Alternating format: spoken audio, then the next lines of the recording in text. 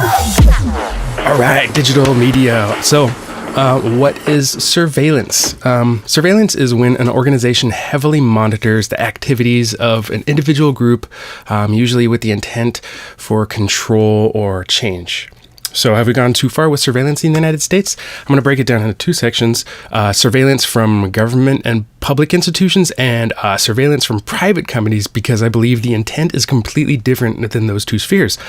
Public data collection from the government is specifically to be used against the public, as where the private sector data collection is to be used for public goods and services. Though I'm personally more worried about private data collection because it's way more extensive, and not all private companies are altruistic or benevolent. So for the public domain, mass surveillance, started in the United States during World War I.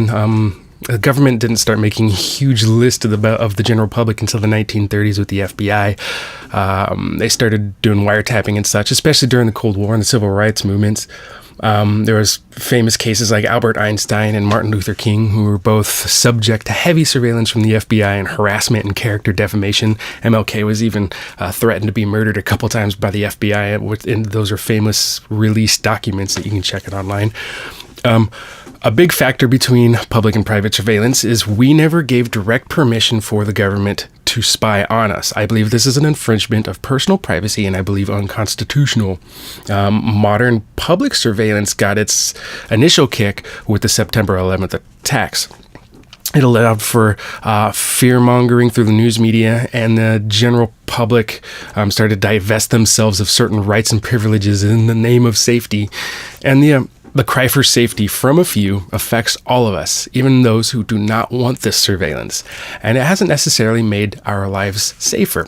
A prime example would be like the TSA. The TSA is just an image.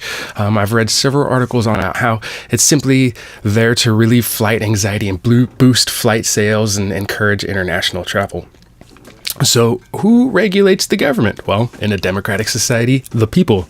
Right? That's why I believe this is unconstitutional. The government has a self-proclaimed certification, as Snowden called it.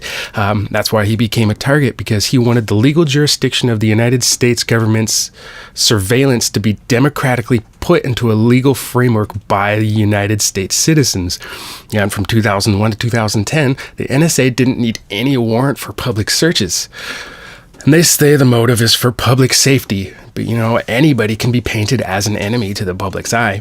And I don't think that was the true intent. I think the true intent was to keep the public in line and to bend to the will of the law through incriminating evidence.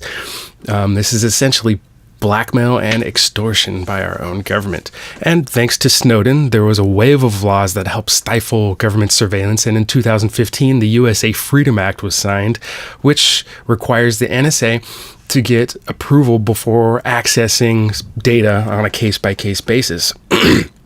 And I used to be under the belief that, I have nothing to hide.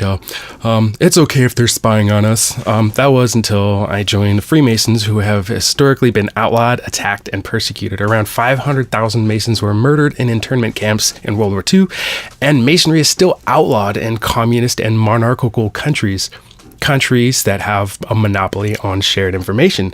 That's because we meet in secret and talk freely without persecution or surveillance. And totalitarian governments hate this. Knowing that I could be quarantined if there was ever a totalitarian government overtaking is a bit daunting and makes it personal. As for the private domain, or like I said in class, Oral predicted we would have surveillance in our own private residence. He just didn't know that we would be paying for and installing them ourselves.